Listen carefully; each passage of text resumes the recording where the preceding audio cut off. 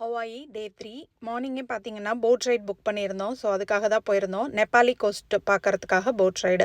So on the வேல உள்ள place எல்லாத்தையுமே வந்து ஒரு கைடு வச்சு அவங்க எக்ஸ்பிளைன் பண்ணுவாங்க. இந்த போட் ரைட் பார்த்தா ஒரு 3 ஹவர்ஸ் கிட்ட கவர் ஆகும். நாங்கள் மார்னிங் ஈவினிங் 2 ஸ்லாட் இருக்கும். நாங்கள் மார்னிங் எடுத்திருந்தோம். ஸோ சன்னியாக நல்லாயிருக்கும் அப்படின்னு சொல்லிட்டு. இந்த ஸ்பாட் பார்த்தீங்கன்னா ஜுராசிக் பார்க் மூவியில் வரும் அப்படின்னு அவங்க சொன்னாங்க. இந்த இடத்துட்ட நிறையவே மூவி ஸ்பாட்ஸ், அந்த ஹாலிவுட் மூவி ஸ்பாட்ஸ் வந்து நிறைய இருக்குது இந்த நெப்பாலி கோஸ்ட்டில். எஸ்பெஷலி இந்த பிளேஸ் பார்த்தீங்கன்னா நீங்கள் நல்ல பீக் சம்மரில் வந்தீங்க, விண்டியாக இல்லை அப்படின்னா இது உள்ளே கூட்டிகிட்டு போய் ரவுண்ட் அடித்து வெளியில் கொண்டு வருவாங்க. அதெல்லாம் ரொம்பவே நல்லாயிருக்கும். பட் நாங்கள் போனப்போ செம விண்டியாக இருந்துச்சு. ஸோ உள்ளே போக முடியல. அதுக்கப்புறம் இதுதான் நெப்பாலி கோஸ்ட்டோட ஸ்டார்டிங். இதுதான் ஃபுல் வியூ ஆஃப் நெப்பாலி கோஸ்ட். நீங்கள் ஹவாயில் கவாய் ஐலாண்ட் வந்தீங்கன்னா இதை வந்து போட் டூர், அதுக்கப்புறம் ஹெலிகாப்டர் டூர் மூலயமா பார்க்குறதுக்கு மிஸ்ஸே பண்ணிடாதீங்க. Must visit place.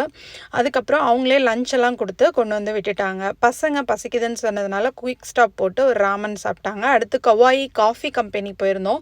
இது வந்து ஹவாயில் இருக்க பிக்கஸ்ட் காஃபி கம்பெனி. ஸோ அந்த மியூசியமில் பார்த்துட்டு சாம்பிள்ஸ் எல்லாம் வாங்கி ட்ரை பண்ணிவிட்டு பொய்ப்பு பீச் போயிருந்தோம்.